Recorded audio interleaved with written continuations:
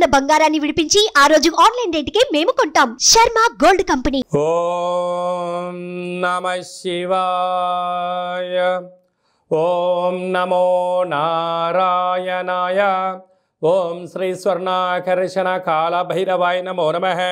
ఓం శ్రీ నరదృష్టి నివారణ కాల భైరవాయ నమో నమః.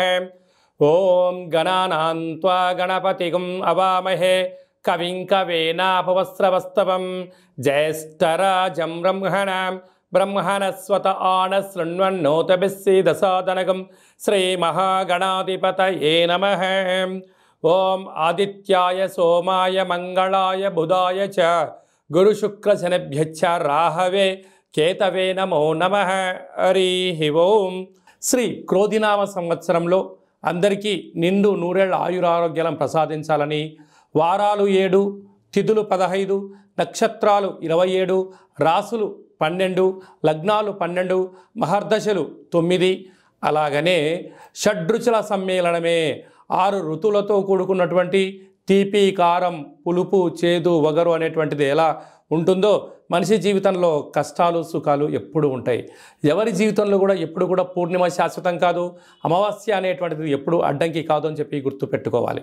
కనుక ఈ 360 రోజులు ఈ క్రోధినామ సంవత్సరంలో 30 సంవత్సరాల తర్వాత శని భగవానుడు తన సొంత గృహంలో ఉండగా వచ్చినటువంటి క్రోధినామ సంవత్సరం కావడం వలన అందరికీ నిండు నూరేళ్ల ఆయురారోగ్యాలని, విద్య, ఉద్యోగ, వ్యాపార, రాజకీయ, సేవారంగ కార్యక్రమంలో అన్నింటా విజయం సాధించాలని కోరుకుంటూ ఈ సంవత్సరంలో అందరికీ తెలుగు ఉగాది పండుగ శుభాకాంక్షలు.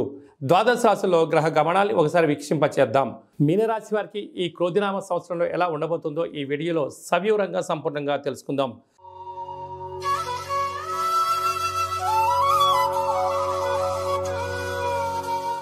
మీనరాశిలో ఏ నక్షత్రాలు వస్తానగా పూర్వాభాద్ర నక్షత్రంలోని చివరి పాదం 4వ పాదము, ఉత్తరాభాద్ర నక్షత్రంలోని 4 పాదాలు, రేవతి నక్షత్రంలో 4 పాదాలు కలిపితే మీనరాశి. మీనరాశి యొక్క అధిపతి దేవగురు బృహస్పతి. ఈ సంవత్సరము నీరసాధిపతి గురువు అవ్వడం వలన మీనరాశి వారికి చాలా మంచి కాలం ఉందని చెప్పి గమనించగలగాలి. ఆదాయం 11, వ్యయం 5, అనగా 6 రూపాయలు స్థిరచరాస్తులు వీరి సొంతం కాబోతున్నాయి.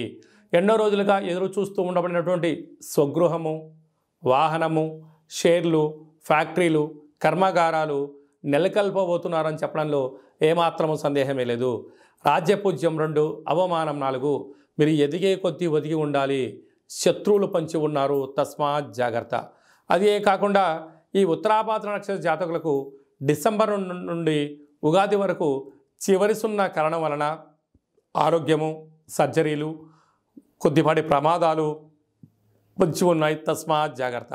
రేవతి నక్షత్ర జాతకులకు ఉగాది పండుగ నుండి డిసెంబర్ వరకు అనుకూలంగా లేని కాలము అని చెప్పి గుర్తుపెట్టుకోవాలి.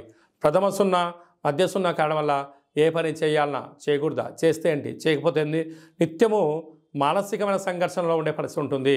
దయచేసి అప్పులు ఇవ్వద్దు, అప్పులు తెచ్చుకోవద్దు. రెండిటి వలన మీకు స్థిర చరాస్తులు పోగొట్టుకునే పరిస్థితి చాలా అధికంగా ఉంటుందని చెప్పి గమనించాలి.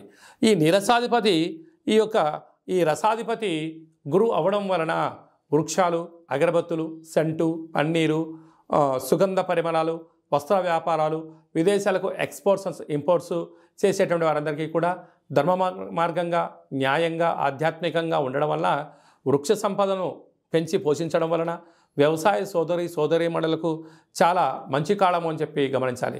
అలాగనే ఆయుర్వేద వృత్తి చేసేటువంటి వారికి అద్భుతమైనటువంటి మంచి అవార్డ్స్ రావడము, రాజసన్మానాలు, రాజగౌరవాలు వీరి సొంతం కాబోతున్నాయి. వ్యవసాయ సోదరీమణులకు మంచి ఎర్రటి పంట, తెల్లటి ధాన్యంలో వీరు అనంతమైన సంపద వీరి సొంతం కాబోతుంది.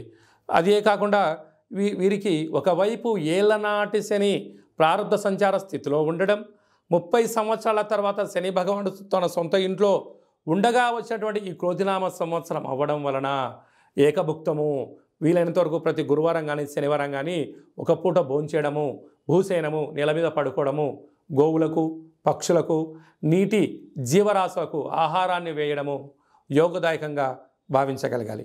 అలాగనే మీనరాశి జాతకులకు ఈ సంవత్సరం పుష్కర స్నానం చేయడము అదృష్టవంతంగా భావించండి. ఎటువంటి పరిస్థితుల్లో ఆధ్యాత్మికత, వీలైతే శివలింగ ప్రతిష్ఠ చేయడము మంచిది. స్వర్ణాకర్షణ కాళభైరవ స్వామి యొక్క ఆనంద దీపాన్ని ఇంట్లో పెట్టుకోవడము, స్వామివారి యొక్క స్మరణ, కాలభైరవ అష్టకము, కూష్మాండ దీపాన్ని పెట్టడము, స్వర్ణాకర్షణ కాళభైరవ స్వామి యొక్క ముగ్గును ఇంటి బయట ఏర్పాటు చేయడం వలన అదృష్టం, ఆనందం మీ సొంతమవుతుంది. కనుక మీనరాశి వారికి శుభం, జయం, లాభం జరుగుతుందని చెప్పి గమనించాలి. ఈ తెలుగు ఉగాది పండగ ఈ సంవత్సరం మొత్తాన్ని బాగా మనం పరిశీలించినట్లయితే గ్రహ గమనాలలో పెద్దగా మార్పులు లేవు. గురు భగవానుడు ఒక్కడే మేషరాశిలో నుంచి వృషభ రాశిలోకి సంచార స్థితి ఉంది.